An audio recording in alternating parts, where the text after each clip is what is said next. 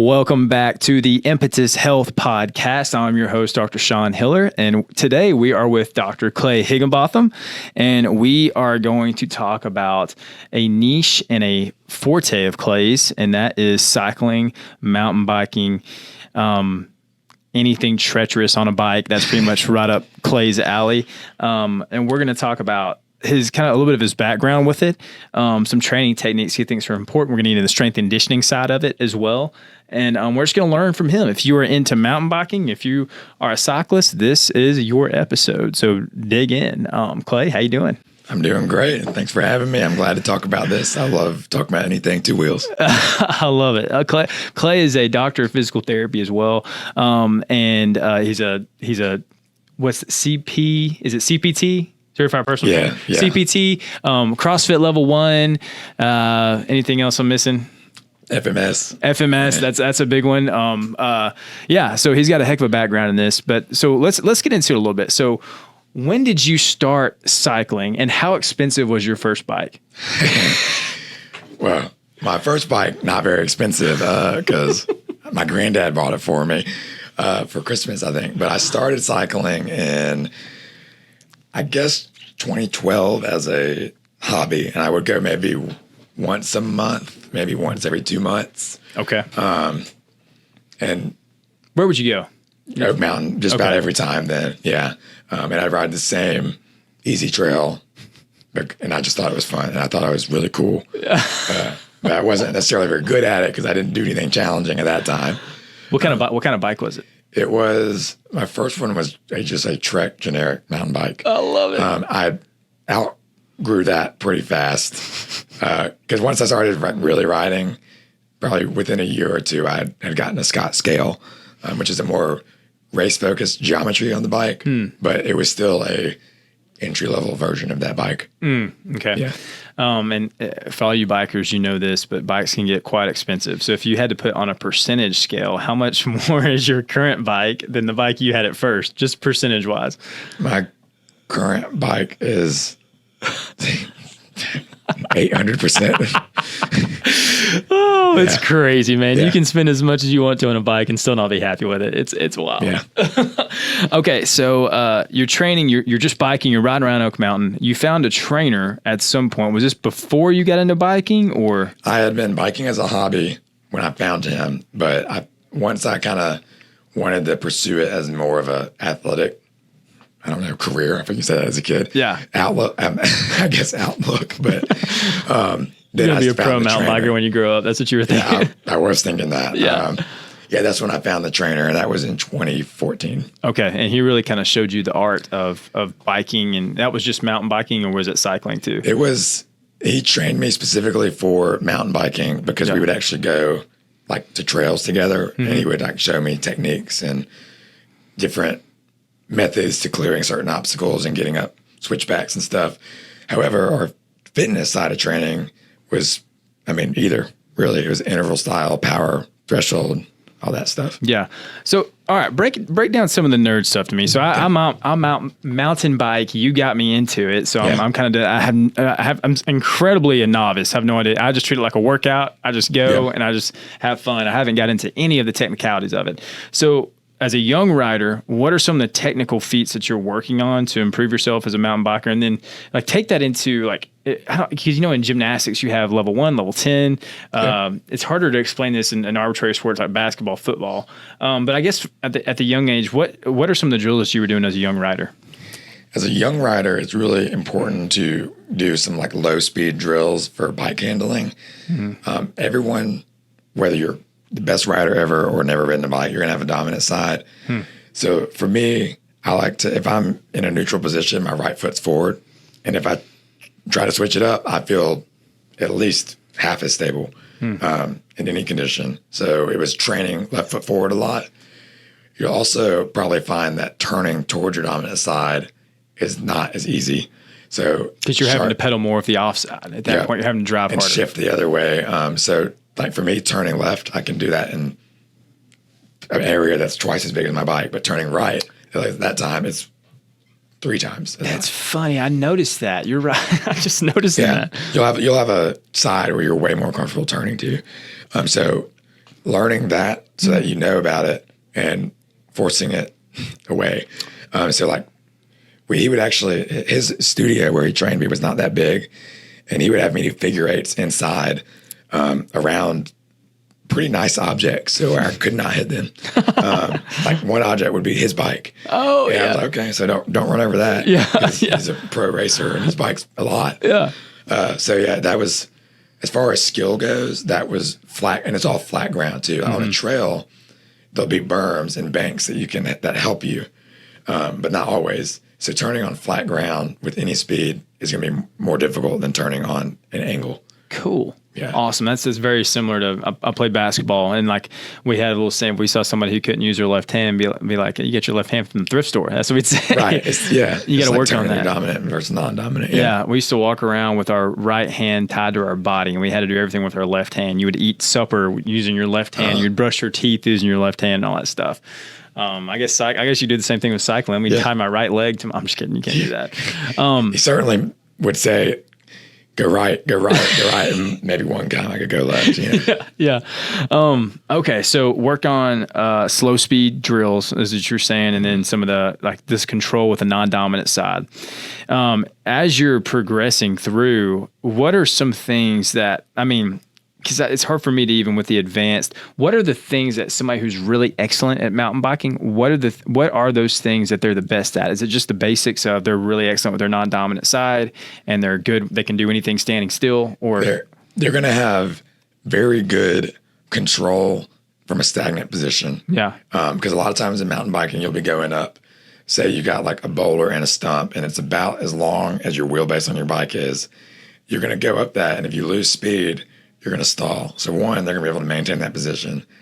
The second thing they're going to be really good at is generating power very quickly while staying mid point on the bike, so where both wheels have traction. Mm-hmm. So if you come in a dead stop and you're going up an angle and you can't generate power from wherever you are in your pedal stroke, you're gonna have to touch. You're gonna have to pull your foot off the pedal, unclip, and walk it.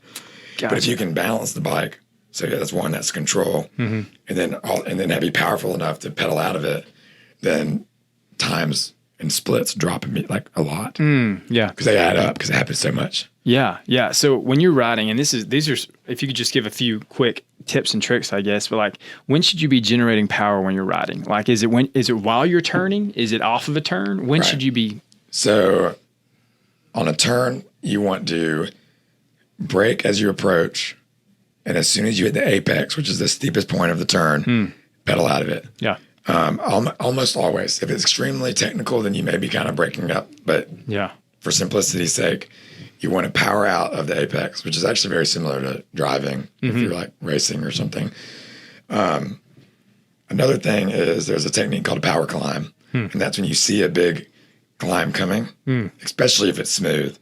You drop a gear, which is the opposite of what you should do on a climb.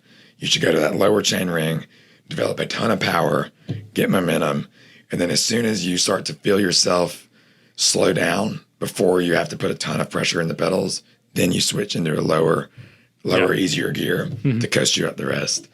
So being able to... That's what you should do. That's what you should do. Okay. So being able to pick out when's a good time to do that, because it'll cut down your climb more than in half. Wow. When you do it right. I've got to implement some of this. Yeah, because most climbs, like in the trails around here at least, unless you're going up a fire road, maybe they're 100 yards at most. And so if you're looking at a climb that's 50 yards and you are pedaling at 100 yards before that as fast as you can, generating a ton of power, and then you're coasting up 30 of those 50, well then, that's a ton of effort that you use gravity to help you with. Yeah. So might as well. Man, so I guess if you're, what are some of the, like on the technical trails, the really technical trails? Like I make this joke all the time. The first time you and I went riding, I'm literally walking up the mountain and I'm watching you ride up the mountain because I can't do anything. Some of those steps were 2 or 3 feet high and you're just climbing up them. It literally, to me, it looked like parkour on a bike. Yep. Like you see those guys in the city who are doing all these cool bike stunts and they're not even really pedaling. They're just on one wheel. That's what I envision a really good mountain biker being able to do. So what are some of the really technical, I guess, aspects of riding that I don't even think about when I'm going to walk up this hill? So if I'm approaching something that's very technical, and really the only time I don't want to say matters, but when you're going uphill, it's a lot harder. For sure. When you're going downhill, you're probably just thinking, I'm going to pick up the front handlebar and monster truck over it, or just jump over it. But when you're going uphill, picking the right gear is huge. And that's going to be a little bit different. It's usually going to be in the middle of your gear range, but it's going to be different for everybody based off of how easily you can generate power. But say you're right in the middle. What that's going to allow you to do is, one, while you approach it, you're going to be able to get some speed, because you're likely going to have to stop pedal, or you're definitely going to have to stop pedaling to clear an obstacle, because as soon as one of your pedals is in the 6 o'clock position, it's going to hit whatever you're going over, if it's big enough to be concerned. Yeah. You know? So you want to pick the right gear to approach it.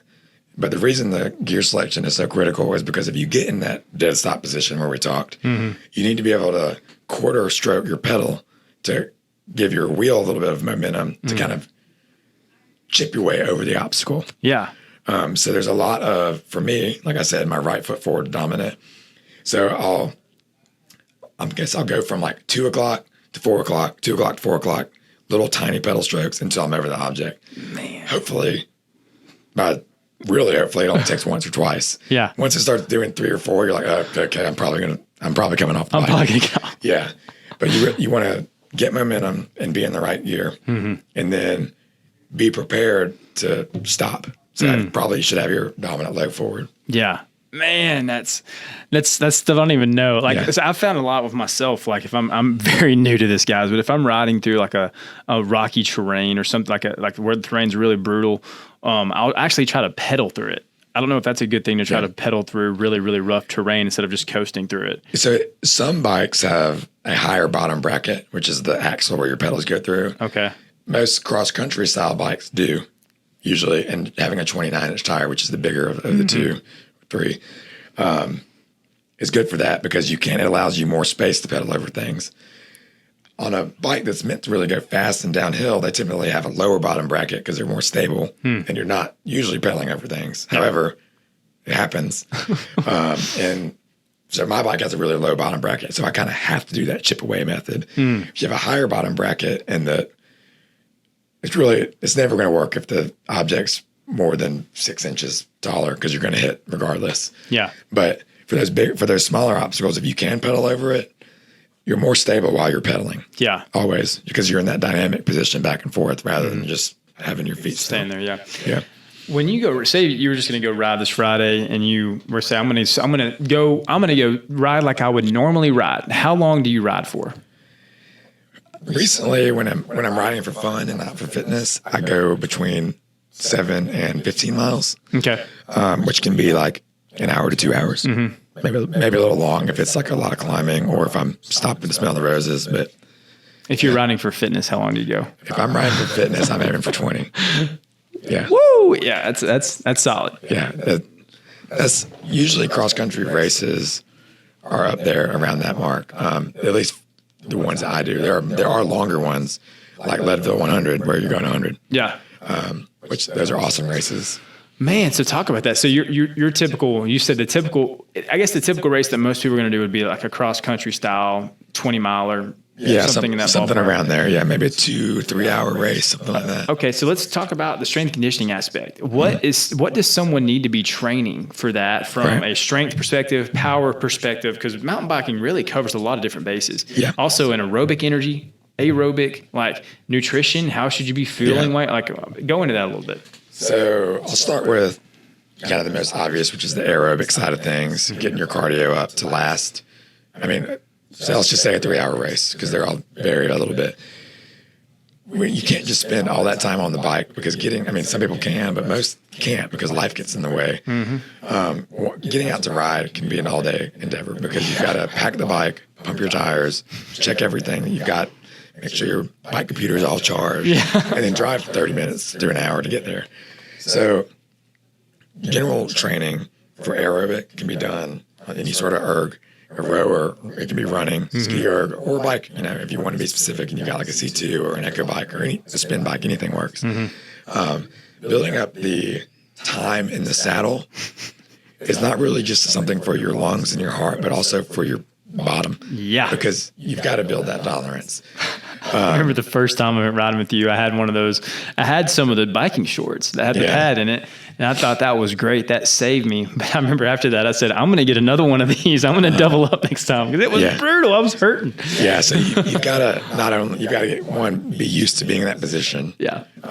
So spending time in position is good. However, if you do it all the time, you're going to get burned out. So I recommend, I'm biased towards CrossFit and other styles of training, but I recommend maybe doing a monostructural workout, but maybe multimodal. So maybe doing intervals with a bike, a ski erg, and a run, and just spending time with your heart rate elevated, maybe knocking it out for 40 minutes. Yeah. Any longer than that is going to be overkill, to be honest. Yeah. But you can program rest in there too, depending on what you're going for. And I like that too, because if you're switching up the mode, if you're switching up the modality throughout the workout, and especially on an ergs themselves are more power generated. You have to be a little bit more powerful to get more out of it. You don't have to be powerful, but it's going to train power a little bit more. So, and mountain biking itself is it's an odd combination of power and aerobic ability. And I think if you're training interval style like that for 40 minutes, 60 minutes, whatever it is, every time you switch, you're able to access the power fibers a little bit more. They've had a little bit of time to replenish. Right. So I think it's an excellent way to train. So you've trained your energy systems. What about strength and power? How would you go about training that? Yeah. So like if you're following just kind of standard strength protocols, what the muscles that you want to target are obvious muscles I'll start with are your quads, your hamstrings, and you actually use your calves a lot more, especially if you clip in, which as you get more experience, I recommend because the power transfer is 30% more. I got at least, I swear. if I can be riding with someone that's really fit, and if for some reason they're on flats that day, they just cannot keep up. And vice versa. If someone that is, I feel like I should keep up with, if they're on clips and I'm flat, I can't keep up. It's just, you get way more access to the pedal stroke, but that's not. So the strength side. This guy's a bike nerd. I love it. You're really going to want to attack. You really want to do all from low rep ranges to that moderate rep range. And the high rep range, I would actually not focus as much on because you're getting the endurance aspect just by riding. Yeah. So I think if you're in the gym, you should be training the other aspects because, like I said, that power climb method, you're going to be hammering your legs full gas for 10 seconds. Yep. So that's 5 rep squat. I would think if you were to train mountain biking specifically, man, I think unilateral work is probably going to be your like lunges, box step ups, single leg jumping, things of that nature are going to be your best friend. Of course, there's actually some good research that, bilateral training, strength, and like squatting, things of that nature, strengthen both legs a little bit more. But I think with mountain biking, not only do you have to have strength in both legs, you got to have control. Like you've got to be able to drive consistently through each leg. And I actually have a favorite mountain bike specific exercise, and that's a back rack step up. Because, and if you kind of think about it, like I said, in that chirping method where you need to be able to go from a static position to generate a lot of power, no better position to train that in a fully lengthened hamstring and a fully flexed knee and just popping out of it. And, I would do maybe 6 each leg, kind of like that, where you can build up the weight to generate power because you're still popping up there at that load. Yeah. It's not going to be a slow grind, which you wouldn't really load super heavy on that exercise. Well, anyway, I think it'd be cool to find, you could do a traditional scheme, find a 3 rep max on your right and then your left. I guarantee you there's a massive difference there. And then we talked about training your non-dominant side. All of a sudden, boom, I know exactly what I need to train. That left leg up there and work on generating power from that odd position. Yeah. So strength conditioning, energy systems, say all that's covered. Or not covered, but you're in the process of training it. How do you fuel for one of these 3-hour events? Like when we go biking, I'm taking 5 to 6, maybe 7 packs of gummies. And I'm just, every time we stop, I remember the last time one time we were riding and we were trying to figure out where we were. We didn't know where we were. And you're like, well, we stopped to take a snack break about 30 minutes ago and we could replay our steps through the snack break. Yeah. So I guess it kind of depends on your intensity. So if you're out there on a training ride where you're going to go 20 miles and you're holding a pace that's maybe quicker than a 10 mile on average, which is kind of moving depending on the terrain, you're going to want to refuel more because you're going to be draining them faster, and gummies are great. What I've always found works best for me though is putting some sort of carb powder in my water bottle. Yeah. Because one, it's super refreshing. You don't have to worry about chewing on something with a dry mouth. And it's just for me, this isn't necessarily true, but for me, I feel like I get an energy boost from a drink a little quicker, just absorbs better. Yeah. Gummies are great. And for like longer rides, definitely have something where you can chew because it's just more satiating. Exactly. Yeah.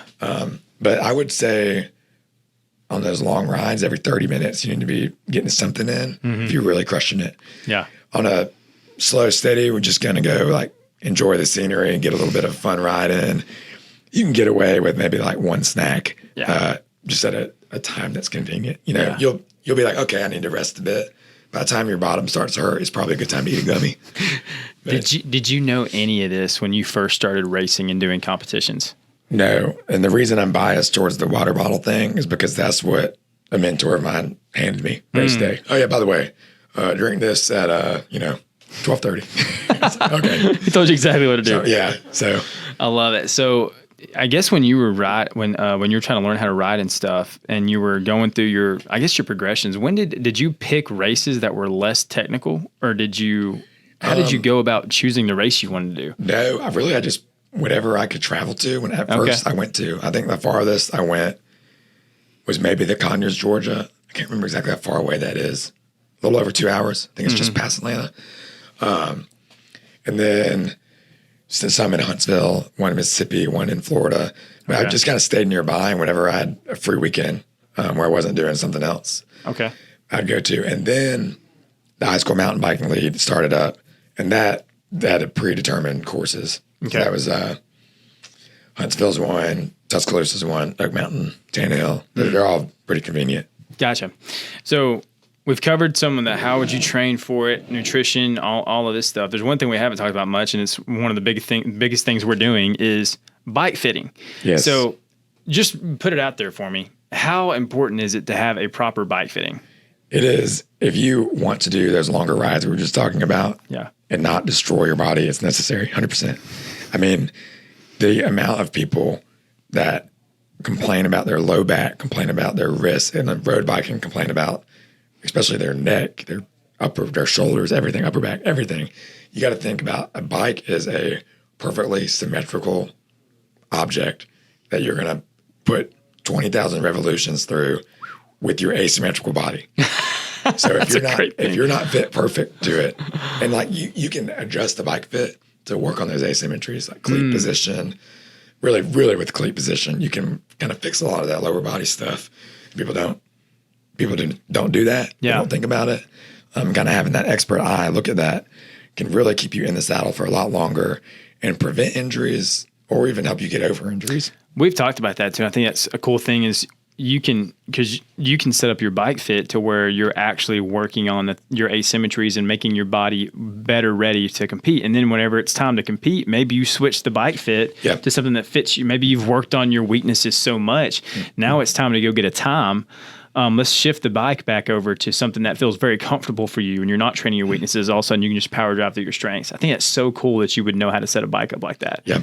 And there's a lot of different ways to set up a bike. So let's kind of pivot from mountain bike where there's onto a road bike where there's more variables to play. And you ride longer on a road bike. It's just it's really a different sport. Cycling is one thing, but road and mountain, they're different. Mm-hmm. You can adjust the position to be more comfort focused or race day focused. And like, depending on your needs, if you want to ride just for the fitness of it and ride for 2 hours every Sunday, you want the comfort setup. Yeah. If you want to slam your stem down, get in this crazy aero position and win the Tour de Birmingham, then you probably need to adjust your fit for that too, because, the competition's different, or there is a competition. Mm-hmm, mm-hmm. You have a very thorough bike fit. We've talked a little bit about it. I don't know the whole thing. Walk somebody through what is it like to get a bike fit? Well, there's quote unquote bike fits out there where somebody's going to eyeball your seat and be like, I think that seat should come up a little bit. This is not what we're talking about. What goes into a good bike fit, and what are you looking for when you fit? Yeah. So first off, you got a generic bike fit. You're going to walk in, you're going to sit on a bike. They're going to measure some things. That's not going to cut it because that's not unique to you. Mm-hmm. What we would do is, and what we do is we're going to have you walk in. We're going to sit down with you and talk with you. We're going to say, all right, what are your goals? Comfort, performance, mileage, endurance. What are you wanting, and what are you struggling with, or are you struggling with anything? From there, we're going to do a physical assessment. I want to know your T-spine mobility. I want to know how flexible your hamstrings are. We're going to test your strengths unilaterally. So we're going to figure out what your dominant strength side is. We're going to test calf endurance. We're going to test your max wattage. We're going to test anything that is related to your performance on the bike, and we're going to adjust to fit those needs. From then, we're going to start at the foot. And feet and cycling are a whole other animal. So I'm just going to leave it there today and say that we're going to get your cleat out of the position that it's in and put it in the right spot, because it's in the wrong one. Pretty much. It is. In fact, I just got new cleats and adjusted them to where they're supposed to be. And I had the best ride of my life on Sunday. I mean, it was great. I mean, I guess just over time, they kind of had slid out of position. Yeah. And they're just worn down. So I got some new ones, and I was like, man, this is what it used to feel like, man. But so from that point, it's time to work on the saddle height. And the saddle height needs to be first, because locking down the proper knee angle, there is first after the feet. After the feet, yeah. The first change on the bike, I should say, rather than on you. It needs to be done so that we get your knee in the right angle. That's going to improve performance and decrease injury. And there's a lot of science on that specific range. There's a couple ways to measure it. We're going to take the more scientific approach and use a method called the Lamond method. Okay. And that's where we actually measure your inseam. And that's where we're going to start. We're going to use, it's a formula that you measure your inseam times 0.083 if you're really interested. But I love it. We're going to take that number, and that's going to give us your initial saddle height in millimeters from your bottom bracket to the most central point of your seat.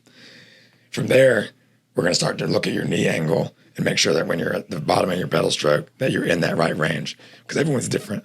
A ratio is not going to work if someone's got a really long torso and a really short leg, because then the ratio is going to be off. So we're going to adjust it to make sure we're not just going to blindly stick your seat up. That's really one of the most important things. From there, whether your seat is forward or backwards is called the fore-aft adjustment. People forget about this, but we're going to adjust your seat to where we get your knee and your foot in the right alignment. That's going to help with a lot of knee pain and fixing knee pain, and it's going to help also generate the most power. Is this where the comfort versus race would come at race? This is part of it, because the closer you are to your handlebars, probably the more comfortable you're going to be, because you're not going to be as hinged over. However, the more hinged over you are, the more aero you are. Aerodynamic, yeah. So that's the big thing. So, and you're right. The further your butt is back, the less it's going to put on your knees too. You're taking force off the knees. Yeah, and it's also going to recruit more hamstring, which, depending on your dominance, which I've already assessed based off your unilateral strength assessment, that can be something that we think about. From there, we actually are going to possibly, depending on how big your adjustment is, go back to the saddle height, because as you move that seat forward, you're shortening the distance to the bottom bracket, because the natural bike geometry is going to slant backwards. Yeah. That'll be a very minor, like maybe a millimeter or two, but we want that knee angle at the perfect range. So we're going to do that. So then you're all good on the back side of the bike. So that's all taken care of. And now we're trying to fix your low back pain. So we're going to work on your handlebar height and your stem length. Usually bikes will come with the stem angled up. And that can be reversed angled down if you need a longer reach or if you want to be in a more aero position. The other thing is that bikes tend to come with a bunch of head tube spacers underneath the stem, which may be good for comfort. It's probably terrible for bike handling. Okay. So we're gonna find that sweet spot for you, and also where your back is able to be in the most ideal position. If your hamstrings are super tight, we don't want you super hinged over. We want you a little more upright, or you're either your hamstrings are going to blow up, your low back is going to blow up, or you're going to get hurt. Yeah. Ideally, we would work on that hamstring mobility, which we can definitely help you with, because everyone wants to be in the most ideal position, and a little bit of a lower stem is better for handling, which is probably better for performance. Yeah. And then stem length is something that we can measure and recommend. That's not something we change in here, but we can recommend, like, Usually it's between 90 and 110. For mountain bikes, usually shorter is better because a shorter stem, there's more feedback, better handling. And then the last thing is going to be the handlebars themselves. So handlebars have a width, which is obvious. They also have an up sweep, which is the amount that they go north, and then they have a back sweep, which is the much they come towards you. So the handlebars can actually be rotated slightly to meet those. Because of the angles, you can rotate it back to give you more back sweep or forward to give you less. So that can give us a little bit of a quote-unquote stem adjustment because it's going to affect your reach. But the main thing that we're going to be focused on is going to be the width. A lot of mountain bike handlebars are shipping very wide. Mine are too wide, Yeah, and wide is great for downhill speed and control. You don't have to move as much, and you're more stabilized speeds. So that's why they all ship like that. However, when you're riding in Alabama, the trails are pretty narrow. It's terrible for going through trees. I'm missing a piece of my handlebar because of that. If your bars are 180 mils wide and the trail's 160, you got to be real good to get through that. I learned the hard way, Yeah, so, cutting the handlebars is an option there. You really want your handlebars to be about as wide as your bony landmarks of your shoulders are. Any wider than that, you're kind of becoming into a less aero position. And that becomes really prominent on the road. Or for mountain biking, even on a fire road, which is pretty much a no-brainer here in Alabama. You're going to hit a fire road at some point while you're riding. So that's the main thing. And then from there, we kind of adjust brake position to put your wrist at an ideal angle. Man, there's so many things to tweak. That's awesome. And then from that point, it's fine tuning. Are you comfortable here? Yeah. Are you generating power here? You should, by the end of it, generate more power. You can literally adapt this machine to exactly fit the person. That's so cool. So somebody who's never had a bike fit, maybe they've had a bike fit, but not this in depth of a bike fit. What is it? Quick summary of it. They come in. What do we do? They come in. Boom. We're going to do these things to get you fit. You're going to get a physical assessment. You're going to get some physical measurements done. So that's performance and body shape. Then you're going to get the bike kind of grossly adjusted towards you, and then it's going to end with fine tuning and a re-power check. So you said something initially, and this is where the power check comes in, but you had a wattage measurement in there. Yeah. Go into what are you looking for on that wattage test? What's Yeah. This seems like a good time to tell you about the Vulcan Bike Fit program that we have. Clay is the head of that program. He does all of our bike fitting, and you can tell by listening to him in this podcast, he's a total nerd for bikes. So he's a great guy to do it. Our bike fitting is very different from the bike fittings that are out there and you've likely heard of. It's not a quick glance to adjust your seat. It's not a quick movement to adjust your pedals. This is a very thorough examination. It takes about 60 minutes, sometimes longer, but you will have your body analyzed. We'll analyze your mobility, your movement. We're also going to look at your power output and your wattage, and we'll use your wattage to test and retest the fit to make sure we have the right fit.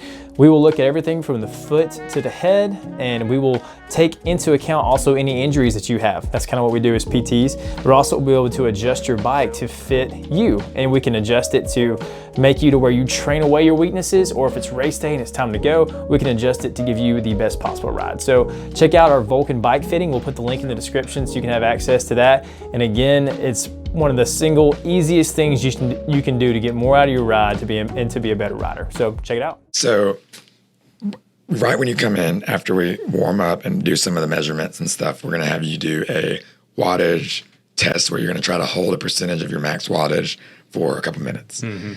And we're going to watch that taper. Once the bike fit is done properly, you should be able to hold that percentage for longer. Maybe not necessarily the whole time because fitness plays in there. But when your body is aligned properly, regardless of increase in fitness, there should be a net positive. Yeah, absolutely. Man, that's cool. So you'll be able to walk in, test your efficiency, test your power output, be fit, get the fit done, get the bike fitting done, have it fine-tuned, retest it, and you should see a change. And in one thing, you should see it. That's so cool. And what's really cool about cycling being such an endurance sport and when you're racing, you're on the bike for a long time. Yeah. You think about a 6 to 7% increase in your ability to maintain your threshold power. Oh, it's huge. Over a 3-hour race. Yeah. That's a huge thing. That's 30 minutes. And you're not riding home having to turn your heat seater on because your back's killing you. Yeah. Man, it's awesome. Oh, I love that. That's so good. Yeah, I'm trying to think of some questions that people might have about the fit, but I think you've answered them all. What are some of the common road cycling or mountain biking? What are the most common injuries that happen in the sport? It's going to start at going bottom up. It's going to start at the knee pain. Really? Okay. People, one that can be from doing too much too soon, or two, that's from the bad fit. The next most common is going to be low back, and that's probably the most common. Because you're hinged over so much, just riding like that. Most people round their low back to reach the handlebars. That's not necessarily bad, but it's not a position you want to maintain in. You don't want to be in that for any. I mean, even just sitting still, let alone constantly pedaling and putting stress on it. Also in mountain biking, really in both, depending on where you're road biking, but there's constant vibration through that curved spine. That's really not what you want. Yeah.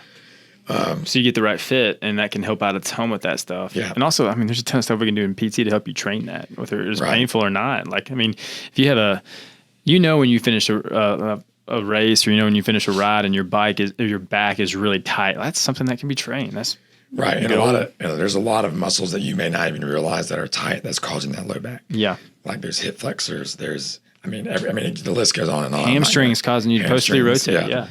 And so that's a big one that can be prevented. And also, when people think about strengthening their core, they're not necessarily thinking about posterior muscle development. But in cycling, if you're in that hinge position, you'll be in that position eventually when you're riding. Yeah. Training your posterior chain is huge to help recorrect that poor positioning. And you just spent 3 hours in it. You should probably get off the bike and maybe do some Supermans or do some bird dogs or something. Something in extension. Yeah. Yeah. Man, that's good. Yeah. So there's so much to cover there too. Like I love how in depth that bike fit is. What would you say if on the bike fitting side, if someone comes in, like when they walk away, what do you think will be some things that they notice when they take that next ride after the bike fit? So one thing they should notice that, okay, this feels a little different, and they probably should be maybe a little concerned almost. Like, is this going to be better? But if they go, 5-6 miles, they should start to be like, I just went 5 miles without a break, and I used to go 3 miles without a break. They should feel more comfortable on the bike. Easier, They should handle the bike better, and they should feel like they're not wasting as much energy on pointless things. Yeah. So those are the big things you should take away. Dude, that is so cool. That's awesome. That's going to be awesome. So we do bike fitting here at Vulcan Performance. Yeah. We do it because Clay's here, and Clay's the nerd and all this stuff. He knows it, and you can tell just by talking with him, he knows biking extremely well. So it's really cool. So yeah, is there anything you'd want to add to this? Anything we haven't talked about that you want to discuss? Bike fitting. I think that's the big things. Yeah. Before getting too nerdy and talking about all sorts of things. I won't be able to understand it then. Yeah. Man, that's awesome. Okay, so I'm gonna put your description, your email, and all that stuff in the link. You can contact Clay if you're interested in that. We'll also put a link so you can check out the bike fitting if you're interested in getting a bike fit. Again, there's a lot of stuff here that we just didn't know about. And if you're riding a bike and you've never had a fit, your odds are that there's a lot of stuff that can be tweaked. So we'll put that link in there as well. We also did another podcast of Clay. I'm not sure if it's coming out before or after this one, but there's no one with Clay, and it tells more about his story. The man has got an incredible story. He's been through a lot, but he's come out on the back end of it pretty well.